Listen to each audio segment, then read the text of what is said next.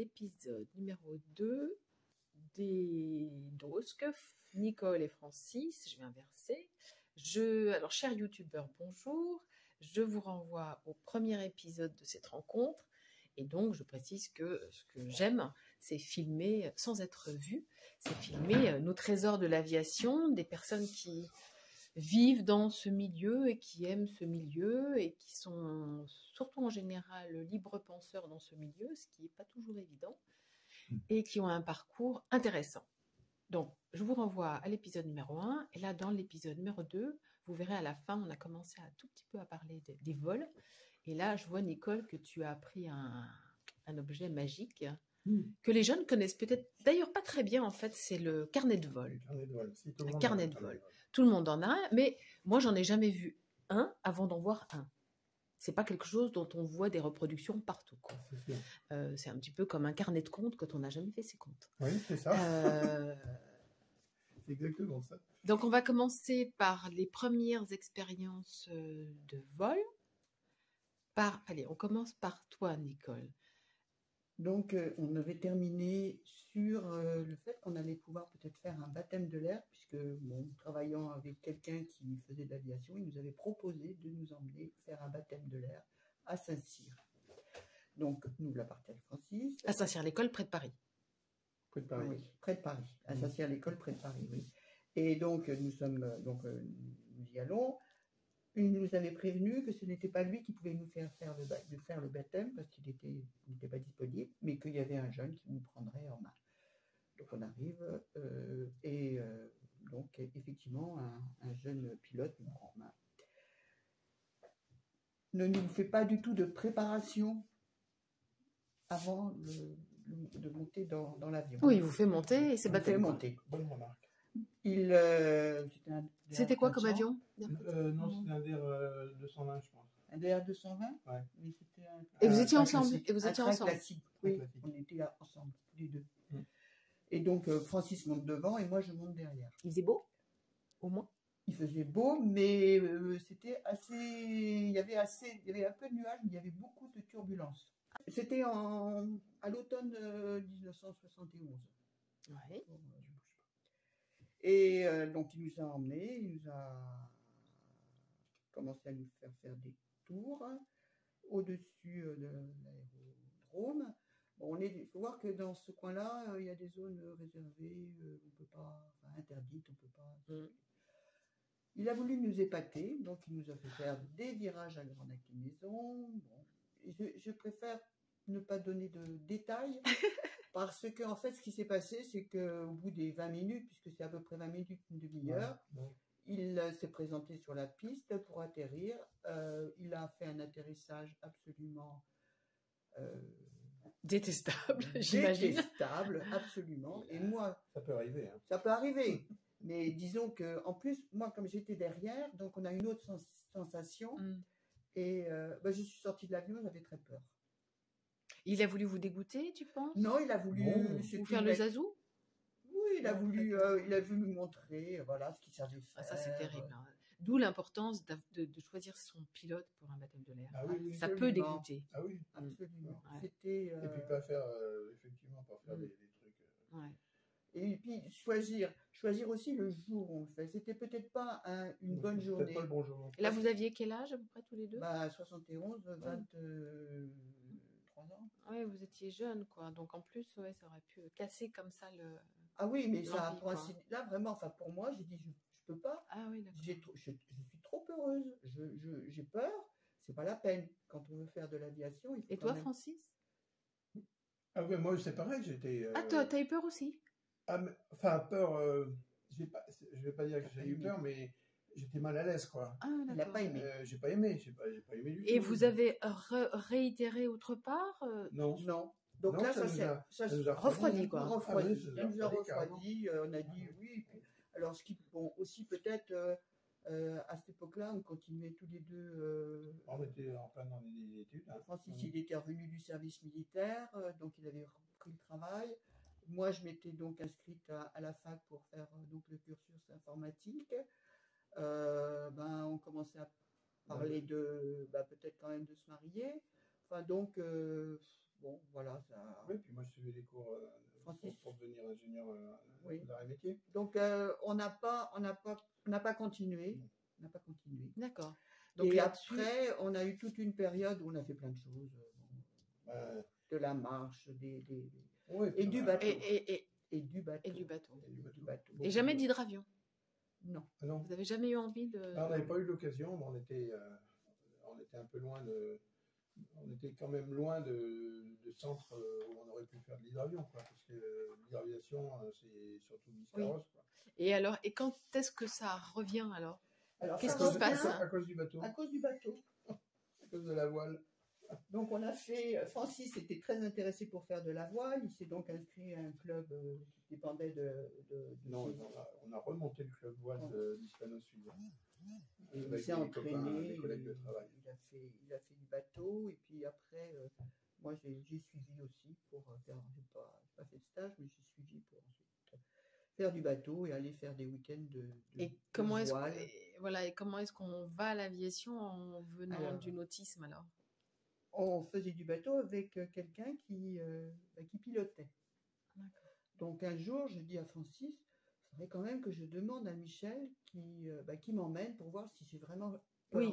Ah. Parce que je me suis aperçue qu'en bateau, je n'avais pas peur et que j'étais capable de manœuvrer. Et que j'avais pas mal au cœur. Et donc, j'ai dit, il faut que je recommence. Et donc, il a dit, il n'y a pas de problème, je t'emmène. Donc, on est allé à l'époque piloter à Pontoise, donc dans la région parisienne. Mhm. Donc, on est allé à Pontoise. Il avait réservé à 172, donc Cessna 172. Et à la différence de celui qui nous avait emmené en 1971, là, on était en fait en 1994. Ah d'accord, c'est 20 ans plus tard alors. Voilà.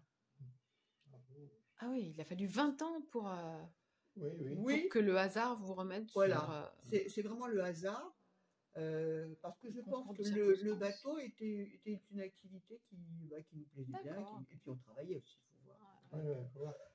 Et donc en 94, autre deuxième baptême de l'air. Autre deuxième baptême de l'air, et lui, il procède totalement différemment. Donc, il me montre l'avion, il me fait faire en fait ce qu'on appelle la check. Oui, la check Au départ. list. Et donc, il me montre toutes les parties de l'avion, il m'explique tout ça. Ensuite, il me fait monter devant, en place à côté du pilote, donc en place droite, lui. Et il m'a emmené et il a volé d'une façon remarquable, sans essayer de m'en mettre plein la vue. Il s'est posé très bien. Oui, un vrai baptême. Alors, il n'y avait pas, bon, c'était pas le même avion, mais quand même, ça aurait pu être aussi catastrophique s'il avait lui aussi fait des virages à grande inclinaison, s'il avait loupé son atterrissage, j'aurais pu ressortir aussi en me disant non. Bon, là, c'est fini. Ouais. Et là, au contraire, alors. Et là, j'étais émerveillée parce qu'en plus, il m'a donné le manche. Ah, voilà, ça change tout. C'était calme. Ouais. Donc, il a, tout en étant lui prêt, il m'a donné le manche pour que je puisse avoir les sensations. Ah, et ça change tout. Et ça change tout. Ouais. Voilà. Et donc, on s'est posé, j'ai dit, je vais m'inscrire au club, je vais commencer à apprendre à piloter. Et ça s'est passé le 22 avril 1994, où je me suis inscrite. Et toi, Francis? Ben moi, j'étais frustré parce que je m'étais persuadé, convaincu qu'à cause de ma vue, de toute façon, je ne pourrais pas piloter. Donc, j'avais tiré un trait dessus, quoi. Voilà. Bon, moi, je me satisfaisais de mon travail dans une société aéronautique, etc. Alors, je faisais un travail très intéressant. J'étais quand même en lien avec l'aéronautique directement, mais le vol, pour moi, c'était non, quoi. Sauf que, notre ami Michel et Nicole, tous les deux, ils m'ont dit pourquoi tu n'essayes pas, pourquoi tu passes pas ta visite médicale, tu verras bien. Donc, alors je passe ma visite médicale et le Toubi me dit, mais avec la correction que vous avez de vos lunettes, il n'y a aucun problème. Vous pouvez piloter. Génial. Alors là, mince, miracle. Là, on était en septembre. Je me suis inscrit à l'aéroclub et j'ai pris les cours de pilotage. Alors après, c'était l'émulation, c'était Ben oui. vraiment. On allait tous les deux prendre nos cours et puis c'était celui qui. Enfin voilà, c'était c'était une sorte de. Enfin, bon, pas De exagéré, gentille compétition, quoi. mini-compétition, on va dire. Mais, Non, mais c'est une émulation. Une émulation. oui, et c'était vraiment un partagé. Parce Oui, que c'est ça quand qui est j'ai beau. commencé toute seule, Francis, il suivait ce que je faisais parce qu'en fait, il y avait toute la partie théorique aussi. Il y avait la partie pratique, Mhm. mais il y avait la partie théorique. Et donc, pour la partie théorique, il suivait ce que je faisais et puis il m'aidait. Et puis, il était vraiment frustré. On voyait bien que, bon, Et là, du coup, ça a tout déclenché. Vous Ah bah, avez eu ça a votre tout- brevet en combien de temps? C'est allé vite? Alors, avant le brevet, il y a quelque chose auquel il faut vraiment parler, c'est le lâcher. Ah, le lâcher. Ah oui, tout le monde le en lâcher, parle, tous les gens qui pilotent. Donc, c'est logique. le En jour garde. où. Alors, Ah oui, oui. il faut noter qu'on avait le même instructeur tous les deux.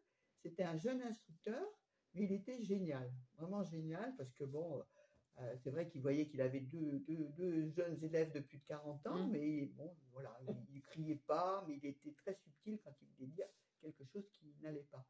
Et quand Il s'appelait comment? Parce que peut-être qu'il est... Éric Tournier, Il est peut-être toujours en vie. il est en Saône-et-Loire. Il Ah oui. habite à Marcigny. Ah ben voilà, on dit bonjour à Éric et Tournier. il travaille à la DGAC maintenant. D'accord. Et il a un fils qui vient de passer son brevet. Génial. Donc, Donc le lâcher? Voilà, Ah oui, pour le lâcher, oui. l'instructeur, quand vous faites... Bon, vous le sentez qu'un jour, il va vous lâcher. Francis avait été lâché avant moi. Mhm. Donc, oui, si, ah oui, sûr. peut-être J'en suis quelques sûre. jours Bon, avant. peu importe, tu avais été lâché avant moi. Et l'instructeur, il vous demande si vous avez bien dormi, Oui. voilà, pour que vous ayez une bonne condition physique, Mm. une bonne condition De morale, bons réflexes. de bons réflexes, qu'il fasse relativement beau sans trop de vent. Et à ce moment-là, il va décider de vous lâcher. Donc, j'explique en 2 minutes le lâcher. En fait, il monte avec vous, il vous fait faire un tour Comme de pour le piste. permis de conduire. Oui, c'est assez similaire. Ouais. il vous fait faire un tour de piste, donc imposé, et si c'est bon, eh bien, il vous dit de rentrer et il va sortir de l'avion. Ah d'accord. Il sort de l'avion et il va rester. Alors, à Pontoise, il y avait une tour, il est monté à la tour de contrôle. Ici, à Autun, quand ils font les lâchers, ils prennent en fait une radio pour pouvoir communiquer avec l'élève. Et quelque chose d'incroyable, il m'a dit, bon, bah, maintenant tu fais un tour. Et dans mon esprit, tu fais un tour, mais je fais juste un tour comme ça. Ah, de piste? En roulant, quoi? Ah oui, bah oui, oui. Donc, tu as commencé à rouler, tu veux dire? Tu as mis un certain temps avant de comprendre qu'il fallait que tu décolles? Qui me dit, bon, tu fais un atterrissage, tu verras, ça va aller. D'accord, Alors, là, j'ai compris. Il faut que je m'envole. Oui, c'est logique Donc, en même temps. c'est parti. Et ce qui est incroyable, c'est que quand vous décollez, vous sentez effectivement qu'il n'y a personne à côté de vous. Ah, c'est beaucoup plus léger? C'est beaucoup plus léger. Voilà. Et puis après, il y a des choses assez incroyables. Moi, j'étais en tour de piste, j'entends le contrôleur qui dit non, rentrez pas dans le tour de piste parce que j'ai un premier solo. C'est moi. Parce que dans ces cas-là, ils essayent en fait que vous n'ayez pas de pas sentir qu'il y a un avion derrière vous. Ah, pas de stress. Ah ouais, parce que alors là. Et puis, et puis voilà, j'ai fait pas longtemps, hein, j'ai dû faire 18 minutes. Ouais. Un tour de piste, et voilà. Et ma pensée a été vers ma mère. Et l'atterrissage s'est bien passé? Oui, très bien. Voilà. Donc j'étais lâchée. Et toi, Francis? Ça s'est passé à peu près de la même manière. Hein. Voilà, tout bêtement. Et ça vous a paru facile à tous les deux ou alors moi, je pensais qu'il allait certainement, enfin, pas tarder à me lâcher, mais je ne savais pas trop quand, hein, parce que je sentais bon que ça allait, je me sentais à l'aise, ça allait bien, quoi. Et puis voilà, il me dit bon, on va faire on est parti pour faire un tour de piste pour commencer. Et bon, on fait un tour de piste, et puis oui, tu rentres. Je dis, bon, j'ai dû faire une bêtise. Ouais. Ah oui, on n'est pas prévenu du jour du lâcher. D'accord, ça je savais pas non. Et on vient au parking, il me dit, bon, ben, tu pars tout seul maintenant. Il me dit, tu fais. Et est-ce que ça arrive qu'il y ait des élèves qui disent non, je ne veux pas partir tout seul, je suis pas prête? Peut-être, oui, c'est possible. Hein. Donc là, je dis, j'y vais tout seul, là. J'y vais tout seul. Oui, j'y vais tout seul. Et là, moi, ça s'est passé là comme ça dans ma tête. Je dis, ouais, je peux le faire. Donc, bon, j'étais concentré, quoi. Ouais, Vraiment ouais. hyper concentré. Hyper concentré. Et ça s'est hyper bien passé. J'étais vraiment Et content. je pense qu'il y a quelque chose aussi, c'est que bon, l'instructeur, enfin, il était génial notre instructeur, mais on a envie de réussir, de faire plaisir. Oui. Oui, bien c'est- sûr. Parce que c'est Voilà, une c'est- satisfaction pour l'instructeur. Pour lui. Oui, parce que de toute façon, c'est une relation de Ça confiance. veut dire aussi. que ce qu'il a fait, Une il relation de était de confiance. qualité, quoi. Il me lâche, ça veut dire qu'il pense que je Puis il a fais vraiment. confiance. Bon, Et alors, une fois ça, alors Après, on continue. on continue. D'accord. Et alors ensuite, après, et vous étiez inscrit à Pontoise, du coup? on Oui, était oui, inscrit oui, à oui. Pontoise. Oui, Donc à la CHS, qui était en fait L'aéroclub hispano-suiza. Et du coup, vous volez tous les week-ends? Vous volez dès Alors que au vous départ, pouvez il faut, souvent. enfin, quand on apprend, il faut voler tous les week, il faut voler toutes les semaines. Moi, j'avais commencé une fois tous les 15 jours, ça ne marche pas. Il y a tous ces problèmes. D'accord. Donc après, bah, vous allez passer un brevet de base. Ensuite, bah, après, on passe la licence. Et donc, entre ça, il y a aussi un autre événement qui est intéressant, c'est le jour où on vous dit, tu vas faire ta première NAF solo. C'est-à-dire que... Ah oui, avec la radio. Oui, au début, on fait la radio depuis le début. Hein. Oui. Et au début, on tourne autour on a Un circuit, quoi, voilà, autour voilà, du... dans un rayon Aérodrome, correspondant à l'aéroport, à l'aérodrome. Et ensuite, après, on vous dit de faire une première NAF solo. C'est-à-dire que là, vous allez partir en navigation, c'est-à-dire partir vers un autre lieu. Par exemple, nous, c'était vers l'ouest, vers Rouen ou l'Aigle. Et on Un vrai voyage. Voilà, c'est Oui. un vrai voyage. Et on va se poser. Et là, on n'est toujours pas licencié. Hein. On est toujours D'accord. Ah, élève. d'accord. Mais on est lâché, donc partir tout seul. Et on a fait suffisamment d'heures pour pouvoir, et d'entraînement avec un instructeur pour pouvoir aller plus loin. D'accord. Et il y a une limite, il y a 150 km, il y a 200 km, il y a quoi? Non, La première nave, enfin, c'est... Non, il n'y a pas de limite. Bon, c'est, on va dire que c'est une limite raisonnable, quoi. une C'est-à-dire limite, raisonnable. de façon à faire une navigation. Déjà en France, forcément. De façon à ce que Oui, c'est en France. l'élève, donc, oui, en France. là, De façon à ce que l'élève ne se perde pas. Et oui, on oui, y peut bah se oui. perdre quand même, mais pas C'est- trop loin, on va dire, pas trop éloigné quand même. Donc, si je reprends ce que j'ai noté sur mon carnet de vol, le premier voyage que j'ai fait en étant toute seule, donc en commandant de bord, Mhm. je l'ai fait sur Rouen et j'ai mis 2 heures, 2 heures aller-retour. Et Tu alors, t'es posé à Rouen et t'es et on revenu? se je me suis posée parce qu'il faut tamponner, Faut faire faire tamponner tamponner. son- Donc c'est son peut-être, carnet, hein. je fais voir, c'est pas Ouais, pour ouais, moi, ouais, mais ouais. c'est parce que je Non, pense. c'est intéressant, tu peux Faire rapprocher. tamponner Parce son que, carnet. Voilà. rapprocher doucement. Pour prouver qu'on s'est bien Voilà. posé. Hein, parce Voilà que ce qui est. comment on peut dire ce qu'on veut. Hein. Voilà comment ça se présente. Ah bah oui, en je me fait. suis posé à Rouen. Et voilà.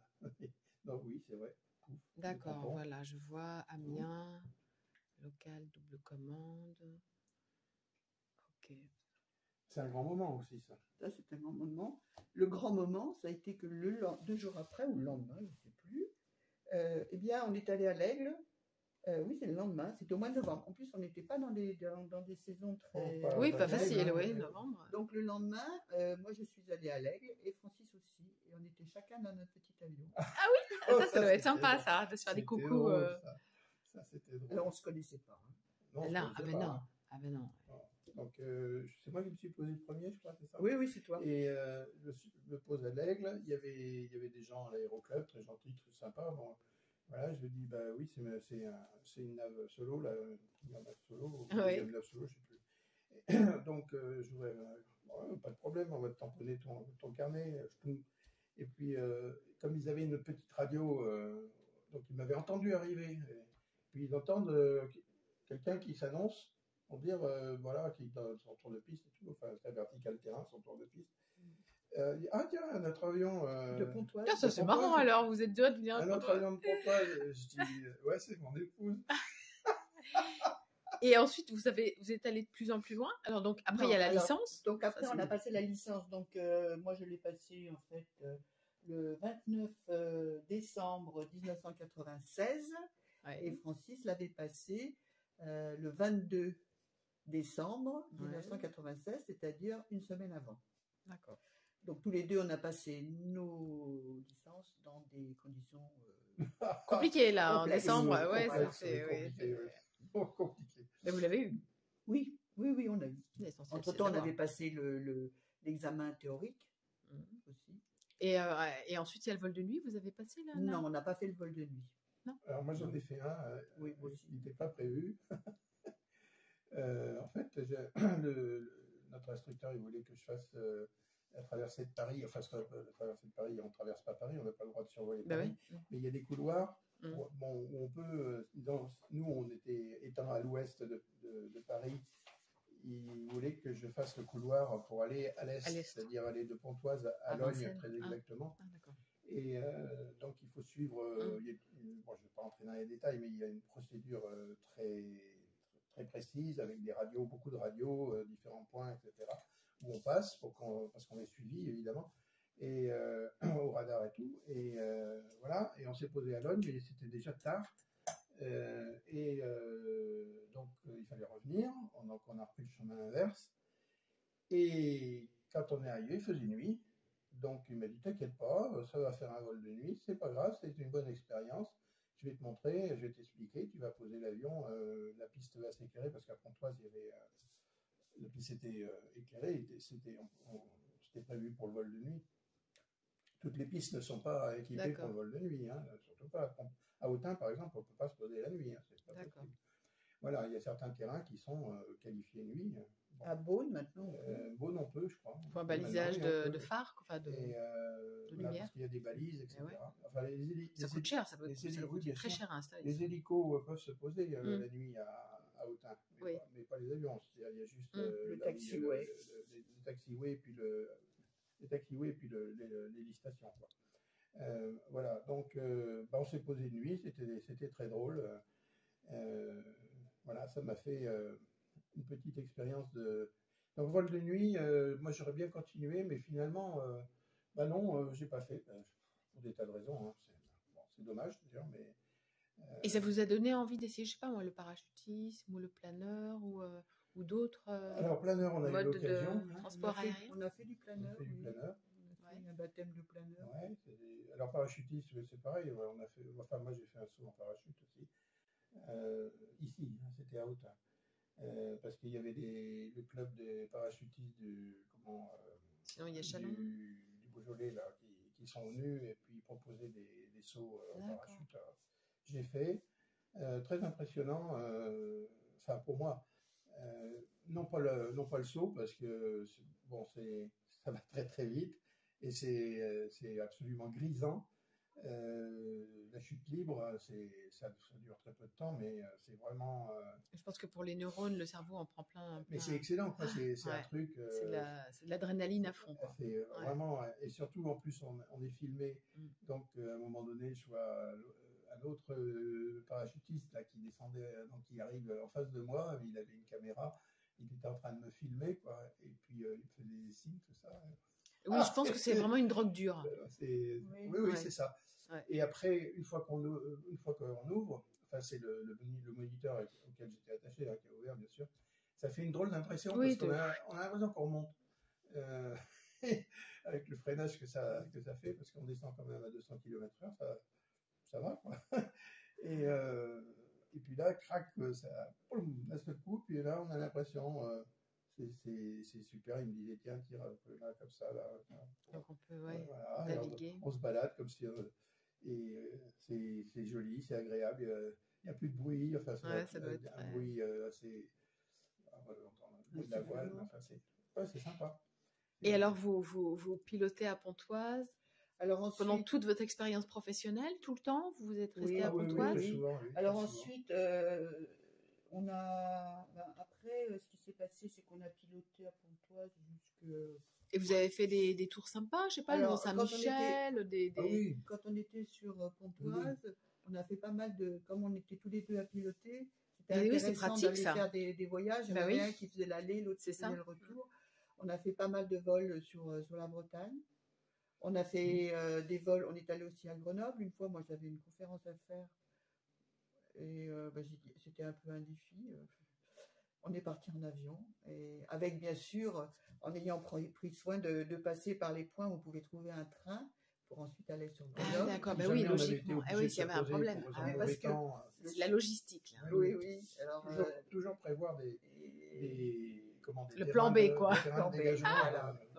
C'est ce qu'on nous apprend quand on fait quand on a fait l'été, quoi. Obligatoire. Et donc on est allé à Grenoble, on est allé dans la vallée du Rhône parce qu'en fait il y avait les fiançailles de notre nièce Et donc, on est allé jusqu'à Saint-Rambert-d'Albon. Oui. Ah Petit oui, terrain. joli terrain. Oui. Oui, joli petit terrain. Et donc, pareil, avec des Très venteux à certains moments. On a Oui. promené la famille. Voilà, c'est toi qui as... Hop là, doucement, Koshka. Et vous avez fait des voyages avec, je sais pas, un Tour de France. Vous avez participé à des... Alors, on avait quand on est arrivé à la retraite, on avait envie de faire un Tour de France tous les deux. Malheureusement, on l'a pas fait. On avait commencé à partir vers l'ouest pour commencer à voir comment ça pouvait se passer. Oui. Et malheureusement, on n'a pas pu le faire parce que bon, on a eu quelques soucis sur le Valois-Perret puisqu'on nous a dit de partir. Voilà. Voilà. La vie en a décidé autrement. D'accord. Voilà. Entre-temps, en fait, ce qui s'est passé, c'est que on était venu ici donc en 2000. Non, 98. en 98, on est venu ici, tout à fait par hasard, parce que Francis il voulait m'acheter une traction, et puis la traction elle était Et quand on est venu la chercher, la maison était à vendre. Donc, voilà. Ah, d'accord. Ça, c'est une autre partie de notre Oui, il y a des choses qui se... Ah ben, c'est la vie, c'est que tout est lié. Hein. Et ce qui fait que à partir de là, on a commencé à venir se poser à du coup, Autun. voilà, se poser à Autun. Voilà. Oui. Pontoise Autun. Voilà, parce que Autun, il y avait il y a un superbe aérodrome. Superbe. Ouais. La région est superbe, est belle. Autun, c'est une ville active, plein de choses. Et la maison, Puis ça faisait une navigation intéressante. Et En c'était plus, c'est une navigation intéressant, très intéressante. On s'était aussi souvent posé à Clamecy. D'accord. Oui, en passant, on pouvait passer soit par l'est, on va dire, ou par l'ouest. Hein, en partant de Pontoise, donc, ça nous est arrivé de venir par l'ouest. Une fois d'ailleurs, on avait été bloqué à Clamecy à cause du mauvais temps. Oui. Et puis c'est les contrôleuses de Saint-Jean qui nous ont. Le travail des contrôleurs aériens, c'est formidable. Ah, ça, c'est pas c'est des gens qui sont d'une extrême gentillesse dans la majorité des cas. Hein. C'est vraiment, on sent bien qu'ils sont là pour aider les pilotes, surtout les pilotes, on va dire non professionnels comme nous. Si on a un peu des soucis, quoi, ils sont là pour nous aider. Hein. Et là, la contrôleuse. Oui, c'est un métier qui est assez mal connu, le métier de contrôleur de l'air. D'ailleurs, il y a pas mal de contrôleurs de l'air qui pilotent aussi. Hein, et je me souviens, la contrôleuse, on l'avait rappelé, on était à Clamecy, on l'avait rappelé par la radio, elle nous avait dit c'est en train de se dégager sur le Morvan, vous allez pouvoir passer, si vous passez au sud du Mont-Beuvray, vous allez. C'est un peu les infirmières de l'air, d'une certaine façon. Il y a un trou qui est en train de se former vous allez pouvoir passer. C'est marrant parce que quand on parle d'aviation, on parle que de pilotage, à la limite de mécanique, alors qu'en fait, il y a plein de métiers alentour. Oui, bien sûr. Et qu'on n'en parle pas. Une petite anecdote drôle quand même. J'ai travaillé une fois, on est allé en Bretagne. Ça doit être la première fois qu'on allait en Bretagne, en passant par la Normandie, là. Et puis on arrive, c'était Nicole qui pilotait, et on arrive vers le Mont-Saint-Michel, et puis après Saint-Malo. Donc elle s'annonce en entrée de zone de Saint-Malo, et donc elle demande l'autorisation d'être transitée par les points. Il y a des points où on peut transiter sans gêner la circulation aérienne, quoi. Et elle a dit au contrôleur, tu dis, au lieu de dire Saint-Malo, elle dit Saint-Marc. Alors le contrôleur lui dit Saint-Malo, madame, pas Saint-Marc, Saint-Malo, la cité des corsaires. Soit vous êtes à Venise, soit vous êtes dans la lessive jusqu'au bout. La cité des corsaires. Ce qui fait penser que toi, effectivement, toi aussi, tu avais eu une fois. C'est quand on est allé à Saint-Rambert-d'Albon, on passait par là, en fait, on passait par Mâcon. Mâcon-Chalon, enfin, je ne sais plus. Et puis, Francis, c'est quand il a fait ce qu'on appelle le point tournant, donc il a changé de cap. Il a fait une petite erreur. J'ai fait une confusion entre Chalon et Mâcon. Non, c'était pas tout à fait le même cap. Il dit, je ne sais plus, c'était Indy Alpha. Vous êtes sûr que vous allez à Chalon non, effectivement. Non, c'est Mâcon.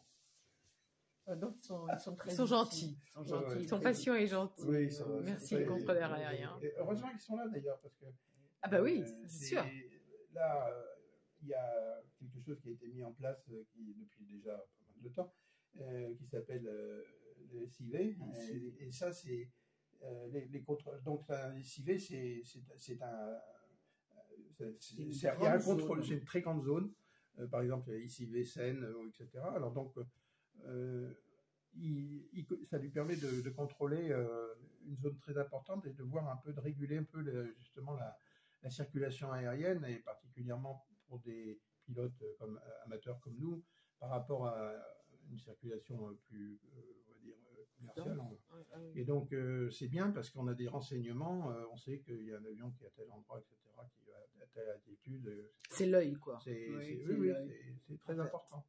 Il faut, si on fait des navigations comme ça un peu lointaines, c'est vraiment fondamental.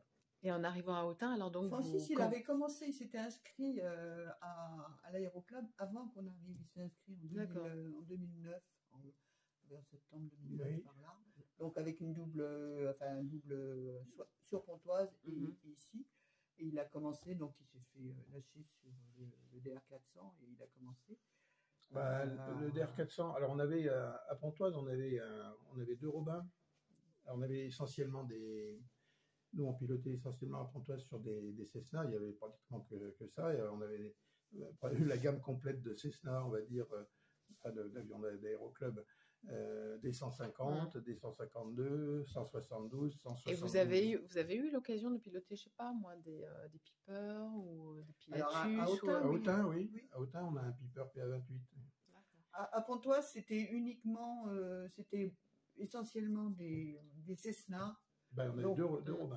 Il y avait toute la gamme des Cessna 150, 152, 172, train rentrant. Alors on a fait des qualifications train rentrant et pas variable. Et vous avez jamais eu envie de tester tout ce qui est gyro, tous les petits hélicoptères? Non. Pour ma part, non. Moi, personnellement, non. Parce qu'il y en a un pareil. Moi, j'ai fait un baptême de l'air en hélico, mais j'ai pas. En fait, c'est pas l'hélico, oui. Que ce soit le planeur ou l'hélico, pour moi, c'était pas des sensations qui m'intéressaient. Moi, j'aimais bien tenir le manche et puis et faire corps en fait avec l'avion. Je dirais presque danser avec l'avion. C'est un peu cette sensation là. L'hélico, c'est intéressant, mais c'est un peu la différence entre la pêche à la ligne et la pêche au filet. Oui. Mais c'est un peu cher. Les gens qui aiment la ligne, c'est qu'ils aiment les sensations. Ils aiment le poisson. Au filet, tu sens rien. Il faut voir aussi, il y a une question quand même. Il ne faut pas se leurrer. C'est quand même assez cher tout ça. Et l'anecdote, c'est que nous, on a passé nos deux licences ensemble et on a vendu notre voiture et pendant 10 ans, on a roulé en 2 chevaux. Voilà. On ne peut pas tout avoir. On ne peut pas tout avoir. Sauf si on a énormément de moyens. Il faut choisir. Oui, parce que on ne peut pas dire que quand même, c'est un coût. Surtout si on veut entretenir. C'est ça. Parce qu'il faut voler régulièrement. Il faut avoir fait dans l'année 12 heures et c'est pas trop. C'est normal. C'est minimum 12 heures. C'est même pas beaucoup. Donc, oui, c'est pas beaucoup, 12 heures par an. Pas tant que ça. Après, on est obligé quand même de se limiter dans ce qu'on peut faire, quoi. Et donc vous êtes arrivé là, on est arrivé là. Donc moi j'ai commencé, pour continuer j'ai commencé en 2011, donc j'ai fait mon premier vol à Autun, ici, sur le DR400. Quand on était à Pontoise, j'avais fait du Piper Cub, le petit avion qui recule quand il y a grand vent. Alors j'avais arrêté parce que je n'avais pas le temps. En fait, le problème, c'est toujours quand on travaille. Alors moi, j'en ai pas fait, c'est dommage, je regrette d'ailleurs, parce que c'était le Piper Cub, c'est un engin. Enfin, tous ceux qui ont piloté des Piper Cub, ils sont tous pour la plupart fans du Piper Cub parce que c'est un avion incroyable, quoi.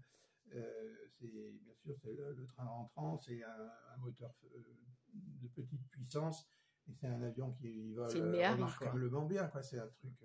Ça avait été conçu pour faire de l'observation, du réglage d'artillerie pendant la guerre, et ils en ont sorti des milliers. Non, j'ai pas dit train rentrant. Si. J'ai dit train Non, t'as dit train classique. rentrant. J'ai dit train rentrant. Ouais. Non, c'est un lapsus. Non, c'est un train classique. Un Oui, moi aussi, classique. ça m'a semblé bizarre qu'il ait un train Oh, rentrant. attends, Mais c'est ça. rentrant. Sur le côté, N'importe peut-être. quoi. Putain. Non, un train classique, quoi. Oui. Et donc, ça a tout le charme du train classique avec la difficulté que présente le train classique. Eh oui. Et voilà, mais bon. Bah, on va embrayer sur le train classique, là. Alors, du train classique, on en a mangé à Autun parce que il y avait un DR220 que tout le monde regrette énormément. Là, j'insiste, parce que ça, c'est vraiment. Ça a été une erreur fondamentale de vendre cet avion, mais enfin bon, c'est comme ça. On va pas refaire, c'est le passé. Et on avait un DR400 à Autun. À Pontoise, on avait 2 DR300, qui sont des trains tricycles. En fait, c'est un DR220, le DR300, grosso modo, c'est un DR220 train classique, mais avec un train tricycle. C'est quasiment le même avion, quoi. Et c'est un avion qui est un peu plus petit, un peu plus, disons, faible, un peu plus petit et moins puissant que et puis, le DR400. en plus, il faut 4 mains pour pouvoir rouler. Mais c'est des avions qui sont un avion très agile. Là, mais ce DR220, moi, je l'ai adoré, cet avion. Où ça? Ici, là. Ah, ici? Oui, mais à Pontoise, les autres. Les DR300, moi, j'adorais aussi. Oui, mais ceux qui fallait 3 mains, là, pour. Oui, c'est ça, il faut 3 mains. De toute façon, oui, les Robins, il faut 3 mains pour C'est bon à savoir. Oyez, les pilotes. Faites pousser votre 3e main. C'est la rapidité. Il faut à la fois. Surtout sur essentiellement sur le train classique, on va dire. Le manche, les gaz, c'est assez. Il faut garder le manche dans le ventre. Et puis, alors, au moment où on met les gaz, il faut pousser la manette, le manche, tout doucement pour décoller la queue, au fur et à mesure qu'on prend de la vitesse. Et on faut faire quand même très attention. Parce que surtout pas toucher sinon on se retrouve au pilote. Oui, c'est contraire au décollage. Et oui, on lève la queue. On lève la queue avant de lever le nez. Il faut lever la queue, quoi. Donc, sur un sinon, on casse la queue. Un train tricycle, on n'a pas ce problème-là, bien sûr. Il faut contrôler bien sûr la trajectoire au décollage. Mais... Donc, il y a beaucoup de queues cassées. Pas tant que ça, ou de mise en pylône. D'hélice, Ah, d'hélice. Surtout, oui. Alors, c'est pas tellement au décollage. Ah, exact, et du coup. Au décollage, je dirais que ça se passe. Et si on lève trop la queue, surtout, il faut faire un peu attention. Alors, il faut faire attention au vent traversier. De toute façon, dans n'importe quel cas, le vent traversier, c'est toujours quelque chose qu'il faut travailler. Ça, justement, beaucoup. Mais c'est à l'atterrissage. Là, il faut vraiment pas merder, quoi. Ah ouais, du tout. Parce que un atterrissage raté avec un train classique, c'est l'hélice et puis éventuellement le moteur. Voilà, ah oui, oui. Alors là, ça coûte cher. Là, mais c'est un avion pour le poser. L'idéal, c'était de le poser sur la piste en herbe, là. C'est ce que j'allais dire. Oui, il vaut mieux une piste en herbe. Oui, c'est une piste en herbe. Là, c'est génial. Là, poser. Le train classique, il faut le poser sur une piste en herbe. C'est vraiment le régal. Et donc, en fait, on a fait pas mal de trains classiques parce que Michel Nief, qui était chef instructeur et chef pilote à l'aéroclub d'Autun, à l'ACM, avait envie de faire ce qui s'appelle le raid de la TECOR depuis plusieurs années. Et un jour, c'est une fois, on était en fait à Nevers. Il y avait un rassemblement à Nevers. Oui, il y a 3 ans. Oui, et pendant le pot, il est venu voir Francis et puis il lui a proposé pour faire le raid de la TECOR avec moi, bien sûr. Et moi, je lui dis non, moi je ne fais pas. J'aime pas la chaleur. Ah oui. Et Michel a dit non, Nicole, vous le faites tous les deux. Alors après, et effectivement, le 13 septembre 2017, on est parti en DR250. Donc, un avion à train classique. On est parti pour Toulouse, puis Toulouse ensuite, le raid de la TECOR. Voilà. Alors, le raid de la TQR, pour être précis, pour les non-initiés, c'est en fait c'est refaire exactement le tracé de l'aéropostale. Donc Celui d'Afrique, on est d'accord. Oui, bien sûr. Partez pas en Amérique du Sud. Oui, parce qu'il y a la partie Amérique du Sud. Eh oui.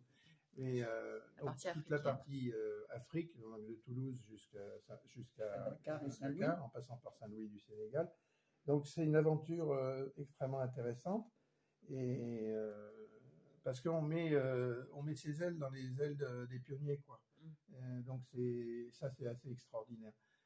Se poser sur des aérodromes où et dans de meilleures conditions que l'aéropostale. Il n'y a pas les morts qui vous attendent pour vous couper en morceaux.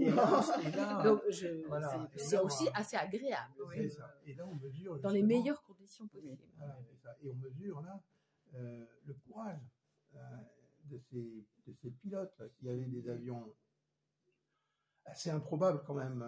Je veux dire, les premiers, ils ont volé sur des avions qui étaient en fait des avions récupérés de la guerre, quoi. Ouais, c'était les Breguet 14 et même avant Samson, c'était des avions qui avaient déjà été utilisés, même s'ils étaient en bon état, qui avaient été utilisés pendant la guerre. C'était des surplus, quoi, on va dire. Oui, puis au départ, ils emportaient très peu de courrier. Enfin, c'était le début, donc c'était des essais. Ils étaient légers. Alors, c'était c'est plus une conquête de territoire au départ. Oui, alors c'est vrai que c'était des avions qu'on pouvait un petit peu poser, j'allais dire, un peu n'importe où. Oui, aussi. C'est vrai, mais la fiabilité, par exemple, des moteurs, c'était pas ça, quoi. Donc, et puis, ils s'attendaient. Enfin, là, il y a l'aspect aéronautique, mais ils ne s'attendaient pas à la réaction des autochtones. En fait, ça a été là, alors, ça, la grande surprise de l'aéropostale. Bien sûr, il y a la violence, ils ne savaient pas qu'ils seraient pris en otage, qu'ils deviendraient un produit économique, en fait. Alors là, l'esprit parallèle, c'est que, en fait, le raid de la TQR maintenant, c'est humanitaire. Ah oui, bah oui. Donc il y a toujours un transport de courrier, courrier qui est fait dans des écoles autour de Toulouse et qui est distribué aux enfants là-bas. Il y a des baptêmes de l'air qui sont faits pour les enfants. Enfin, oui, ils ont associé il y a la mise aussi en place. Il y a actuellement un musée qui a été mis en place. C'est en Mauritanie. Non, mais il existait déjà. À Bamako ? Non, c'est pas à Bamako. À Nouakchott ? Nouakchott, oui. Et puis, il y a plusieurs musées. Il y a Tarfaya aussi. Non, mais je parle de celui qui a été fait grâce au raid de la TQR actuel. C'est-à-dire en quelques années, ça a permis d'aider à créer ce musée. Il y a eu au niveau de Dakar, il y a des écoles aussi qui ont été créées. Donc là, on est dans la partie humanitaire. Sinon, autrement, effectivement, il y a l'escale mythique de Tarfaya, qui est l'escale où... Cap Juby, quoi. Cap Juby. Avec la piste en sable d'Amé. Avec un musée aussi, mais enfin, disons, ça c'est... Oui. Donc ça, c'est votre plus grande aventure. Absolument. On est parti 15 jours. D'accord. Et alors, ça représente effectivement un sacré bout, là. Les tampons. Oh, c'est beau, tiens, montrez les tampons du raid de la TQR. Voilà, je sais pas si on va perdre un peu avec Saint-Louis, Nouadhibou, Port-Étienne, Dakhla, Villa Cisneros et Tarfaya. C'est chouette ça sur un carnet de vol. Oui, ça fait plaisir. Évidemment, c'est un grand souvenir. Il suffit d'ouvrir les pages et vous y êtes, quoi. Voilà. Oui. Et donc, c'était le retour. Donc, le retour a eu lieu le 1er octobre. Bah écoutez, c'est une belle, une super belle aventure. J'espère que. Il y a quand même quelque chose que je tiens à dire, c'est que quand on s'est posé à Autun, il y avait la femme de Michel Nief qui était là, et elle nous a demandé, j'ai dit, tu sais, Michel, il a bien fait d'assister. Je dis parce que vraiment, il m'a permis grâce à lui, j'ai fait quelque chose d'extraordinaire, parce qu'il a insisté pour que j'y aille. Et ça, c'est vrai, et je l'ai remercié. Et je le remercie encore. Oui, c'est quelque chose qui... C'est une sorte de rêve et on le réalise. Il y a les rêves de gosse et il y a les rêves de grand. De gosse, on le réalise, quoi. Lui, il en rêvait aussi, bien sûr. Et c'est grand merci à lui de nous avoir choisis parce qu'il a pensé qu'on était suffisamment, aguerris pour... Non, puis costaud mentalement, et puis c'est ça. Parce que, bon, Il ne faut pas partir avec des hystériques ou des névrosés. Voilà. Non, Il parce faut que quand même... il faut des gens carrés. Voilà, et puis surtout, il nous a dit, bon, quand il y en a, parce qu'en fait, lui, il était toujours Et en puis place. 2 pilotes, si Il possible. était toujours en place droite. Mm. C'est-à-dire, il ne bougeait pas, il était comme s'il avait toujours été instructeur, pour ainsi dire. Donc, Oui. et puis, nous, on Preniez alternait. le relais. Voilà, et il l'un nous et avait l'autre. dit, surtout, celui qui est derrière ne fait aucun commentaire. Ah oui, ah ben oui. Bah non, Parce que- non. Ah bah sinon, c'est Parce qu'il contre-productif. savait très bien que quand on pilote, nous, tous les deux, parce que maintenant, on pilote tout le temps, Poche, ça- Non, il ne va pas venir. quand on pilote tous les deux, bon, Oui, parce que maintenant, Faut pas de même ici, commentaires. on aime bien faire les vols tous les deux, puis même moi, maintenant, je préfère. J'ai pas d'intérêt à voler toute seule parce que je vais pas pouvoir partager. Mm. Donc, on vole tous les deux, et il sait très bien que, bon, on se fait des petites remarques. Mm. Mais là, il avait dit, surtout, on ne fait pas de remarques, il y en a un qui est devant, c'est lui qui est le commandant de bord, et l'autre derrière, il est passager. Voilà. Sauf si celui qui est derrière voit quelque chose, par exemple, du point de vue sécurité. S'il voit quelque chose que le pilote ou le copilote ne voit pas, il peut lui signaler, bien sûr. Mais il n'est pas question de faire des remarques sur la façon de piloter ou la façon de s'orienter oui, de bien sûr. celui qui C'est une pilote. question de... C'était- voilà. C'était une belle aventure. C'est une belle aventure. humaine. Koshka, Koshka. qu'est-ce que tu viens faire dans le champ de Le chat va caméra, passer. là Hop, hop. Non, mais c'est intéressant. Je trouve Et que ça fait un bon... Alors, c'est un truc. Moi, je pense que tous les gens qui ont fait ce raid. Et est-ce qu'il y a des réunions entre raiders? Entre raideux? Après, Non. non. Bah, Non, parce Ah, que ça, c'est sur dommage, ça tout- tient. Oui, mais c'est sur toute la France, c'est un peu difficile. c'est un peu Ouais, mais il compliqué. pourrait imaginer Mais un on- événement ah, tous il y a les 10 certainement- ans de réunir tous Ah, ceux qui ont mais, fait le Peut-être, raid. oui, peut-être. Mais Voilà, c'est- ça, on lance l'idée à... Je dirais que c'est à titre personnel, quoi. C'est les gens qui Oui, se sont non, mais pour rencontrés à partager vos l'occasion. expériences. Oui. Mais bon, on continue à avoir les informations. On est resté sur la liste de diffusion. Et Oui. là, on suit le raid. Il y a un raid qui est en train de se faire. Là, donc D'accord. Et de parler dessus et de revivre. Je voudrais revenir sur justement le début parce que. Ah non, puis bon, je vous laisserai faire la conclusion. une fois que Michel nous a eu demandé d'y participer, bon, pour nous c'était impressionnant parce qu'on est capable de faire ça, peut-être, oui. Après, bon, il y a tout un travail quand même assez long à faire. Eh ben oui, bien sûr. Donc, Pour le coup de préparer, navigation préparer préparée. en fonction des On ne part pas comme documents ça. que nous envoie d'ailleurs l'organisation. Hein, Oui, il y a tout le plan de vol. il faut étudier toutes les escales, etc., les trajets, tout ça. Bon, il y a beaucoup de choses à regarder. Il faut calculer ses consommations en fonction de l'avion qu'on a. Donc, le choix de l'avion, on avait demandé à l'aéroclub qui nous prête un avion, évidemment, enfin, qui nous prête, enfin, Oui, qui participe. qu'on puisse disposer d'un avion capable de faire le raid. Il n'y en avait qu'un, c'était le Piper PA-28, parce que c'est un quadriplace, il a une bonne autonomie, c'est un avion qui est très fiable, donc c'était un avion qui était adapté à ça. On était lâché. Pas moi. Enfin non, toi tu t'es pas J'étais pas relâché. Tu n'étais pas relâché parce que tu t'étais fait lâcher, mais j'avais arrêté parce que c'est un avion de voyage. C'est plus un avion de voyage, oui. Et donc, Et finalement, enfin, bref, voilà, il faut, ça veut dire, en fin de compte, il faut être prêt, quoi. Il faut être prêt complètement. Et puis financièrement aussi, voilà, fallait calculer combien ça allait nous revenir et tout. Chercher des sponsors. Donc on s'est attelé à ça aussi, on en a trouvé. Il y a des gens qui nous ont aidés sur Autun, au Creusot, bon, des gens qui ont fait des chèques pour nous aider en trouvant que c'était une belle aventure. On s'était fait un book. Un book, oui, bien avec sûr. des photos. On avait créé en fait une association entre nous trois pour justement ne parler que d'un seul nom. Voilà. Ah, c'est bien. Et ça, c'était une bonne idée. C'était des hommes et des ailes. C'était, je sais plus, quelque chose comment on l'avait baptisé. Terre des ailes ou Non. Un rêve des ailes. Un rêve des ailes. Ah oui, c'est joli. Un rêve des ailes des hommes. Il y avait quelque chose comme ça. Il faut retrouver parce qu'on a toujours le tampon. Mais bon, Et puis, donc, il y a donc des commerçants, Et etc. l'avion alors, vous Et êtes parti avec... oui, la famille aussi nous a aidés. Oui. Hein, Et entre-temps, en fait, mon il y frère. a un ancien président de l'aéroclub, connu sur Routa, Jacques Menant, Ouais. qui possédait un DR-250 et qui nous a proposé de prendre son DR-250. Nous l'a prêté. Il nous l'a C'est prêté. gentil. Euh, ça, c'est parce rare, que lui, ça, il a hein. dit Ouais, ça c'est très rare. mon avion va voler, parce qu'il commençait déjà plus à voler beaucoup. Ouais, c'est Il dit, génial, là, mon ça. avion va voler.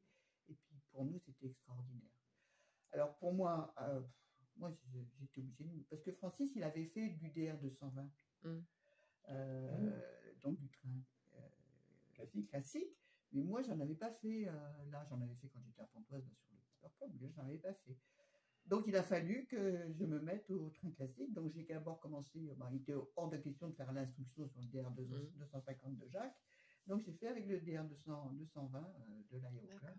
Et donc, Pour se familiariser. Mais en fait, oui, le c'était DR-250, c'est quand même une autre façon surtout de décoller et Pascal, tu commences à nous d'atterrir. casser les pieds là. C'est- Hein?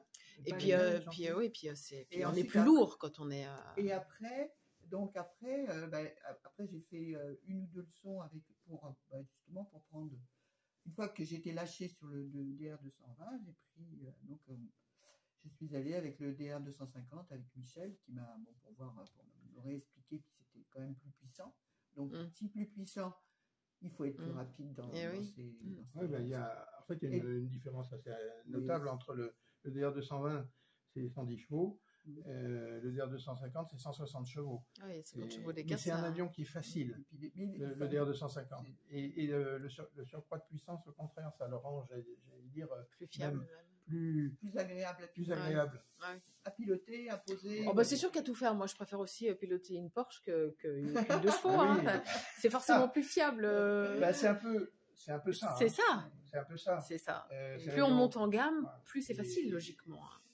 Le DR-220, c'est une 2 chevaux, quoi. Eh C'est oui. vraiment ça. Ouais. Mais avec les qualités d'une 2 chevaux. Oui, absolument, on est d'accord. Alors, J'adore les 2 chevaux. Anecdote, il fallait partir chacun avec simplement 10 kilos personnels de bagages. Oh, ça va pour 15 jours. Oui. Oui, quoi. Il faut réduire. Hein. Il faut réduire, oui, c'est Il vrai. faut réduire parce qu'en fait, Non, mais il y a- Francis avait beaucoup maigri, je précise. C'est vrai?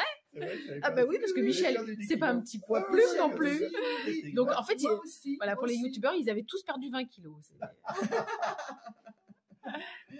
Comme quoi, l'aviation, ça. Oui, ça parce devient- qu'il y a Et après, vous êtes vengé en arrivant sur place, vous avez mangé tous les gens qui vous passaient sous le nez, en fait. hein. Vous êtes devenu cannibale. Non, Ouais, non, c'était- Enfin, pour en revenir, c'est une expérience. C'est une belle vraiment, expérience. Et quelle serait, on arrive à 50 minutes de vidéo, qu'est-ce que vous diriez comme morale de cette histoire puisque n'oubliez pas hein, que chaque jour, chaque soir, on meurt et que chaque matin, on revit et tout est possible. Mais voilà, si tout devait s'arrêter ce soir, qu'est-ce que vous diriez de l'aviation? C'est Alors, merveilleux. vas-y, t'as la C'est parole. merveilleux. C'est- Et moi, je sais que quand je vois des jeunes filles qui viennent à l'aéroclub pour faire un baptême et tout ça, j'essaye de Leur filer le virus. de les pousser. de les Ouais. pousser Ouais. et de leur dire que, parce qu'il n'y a pas beaucoup de femmes qui... Oui, il n'y en a pas assez. D'ailleurs, je reprécise toujours. Et puis, on n'est pas Et- doué aussi. Air France est la et- compagnie qui a le moins de femmes au monde. Et, Et j'entends beaucoup sur les aéroports, dans les meetings, les mères dire à leurs filles, c'est pas pour les filles. Bah Je oui. l'entends encore. oui, bien sûr. malheureusement. Ça reste Ça y est. ancré. Et Il faut c'est pas arrêter vrai. ça. Il faut essayer. Après, On voit. Ouais. On voit. Mais il faut Essayer. essayer. Il faut essayer. Ça, c'était la devise d'Adrienne Bolland. Il faut toujours essayer. Bah Il faut oui. essayer. Et je dirais que c'est un petit peu ce qui s'est passé. À 23 ans, non, T'es dégoûté. je ne peux pas faire. Et puis, À à 43 40 ans, ans, c'est bon. je Ouais. dis j'y vais. Et puis, je peux citer une grande dame aussi qui vit au Chili, qui s'appelle Madeleine Dupont de Bock, qui était, elle, hôtesse de l'air, qui est devenue pilote à 60 ans, et qui a été la première femme à traverser l'Atlantique en biplan avec une autre de ses amies. Elles avaient 65 ans. Vous voyez? Donc, Non, il mais faut dire aux jeunes aux que jeunes. Mais absolument, c'est possible, quoi. Faut y aller. absolument. Faut Non, juste. tout à fait d'accord. C'est- Parce que c'est. enfin, L'exemple franchement, c'est- d'Adrienne Bolland, il est quand même. Je veux dire, Ah ouais, c'est quand même un. j'allais dire, c'est le c'est presque un symbole. phare, quoi. Ah ouais. Ce qu'elle a fait, Mm. À à 25 cette ans, à 25 ans à et à cette 25 ans, époque. à cette époque-là, Ouais. c'est Il y a extraordinaire. une émission à France À la Inter, radio, oui. à la radio, Oui, Mais je sais, oui. et on a entendu ta voix. Un petit peu, oui. oui, oui. Mais c'est vrai, on ne se rend pas compte. Mais à 25 ans, en On 1921, ne comprend pas que dans notre pays où il y a eu il y a eu ça. où il y a eu ça, Et ça où il y a n'existe eu plus. quand même des femmes Oui. pionnières, Oui. pas mal, hein. Ah bah, les plus grandes, et puis c'était pas nous. des Hein. moindres, C'était nous. au fil du temps. Et puis dans tous les domaines de l'aviation. On peut en citer Vitesse, plusieurs. altitude, tout. On ne comprend pas que c'est pas. Oui. Aujourd'hui, il y a une jeune femme qui est pilote de Rafale dans une escadrille de chasse. Bon, alors on peut dire, oh là, c'est du militaire, tout ça. Alors, peu importe, elle pilote un avion. Pensé par un homme, voulu par un homme et un décidé pour des hommes. Un avion extrêmement complexe. Qui sont conçus pour des hommes. Ils ne sont pas conçus pour des femmes. Pour des hommes, hein. C'est un avion d'une grande complexité. Ouais. Non, mais on n'est pas plus bête que les autres, comme dirait l'autre. Bah, on est des animaux comme vous. C'est quand même la Non, mais preuve, c'est une quoi. question de mentalité. Oui. C'est que ça, c'est que des préjugés. Bien sûr C'est qu'une dommage. femme peut le faire, Bah, bien sûr. absolument. C'est dommage parce qu'il y a des tas de jeunes filles, de jeunes femmes qui vont passer à côté. Donc on leur dit, allez-y. Allez-y. Bah oui, Voilà, oui. dites-leur, voilà, dernier mot, ce Faut pas sera hésiter. allez-y. Bien sûr que c'est possible, mais oui, piloter. Et peu importe, elles ne seront peut-être pas pilotes de Rafale, mais le fait de tenir un Peu manche, importe. même d'un Robin, c'est déjà formidable. Ouais, je vais dire simplement, pour les femmes, hein, c'est fantastique, pour les hommes aussi, d'une manière générale, pour quelqu'un qui pilote, moi je vais reprendre la phrase qu'on prête à Saint-Exupéry, mais c'est pas sûr que ce soit lui qui l'ait dit, mais enfin peu importe, on va dire que c'est Saint-Exupéry, fais de ta vie un rêve et de ton rêve une réalité. Voilà. Et bien ça, voilà, et ça fera une ça. jolie conclusion à ce deuxième épisode. Et on fera une autre émission sur les oiseaux avec Francis. Ah, volontiers. Hein, on la fera, mais au printemps, dans le jardin. Dans le jardin. D'accord. Oui. Parce que j'ai parlé sur Nurea, j'ai parlé des arbres, des eaux, et évidemment. Entre l'oiseau et l'avion, c'est évident. Il y a un lien évident. Quoi. Bon, bah écoutez, on vous dit symboliquement au revoir. Merci les youtubeurs. Et merci Colline aussi. Et puis à bientôt pour une autre interview de gens passionnants de nos trésors.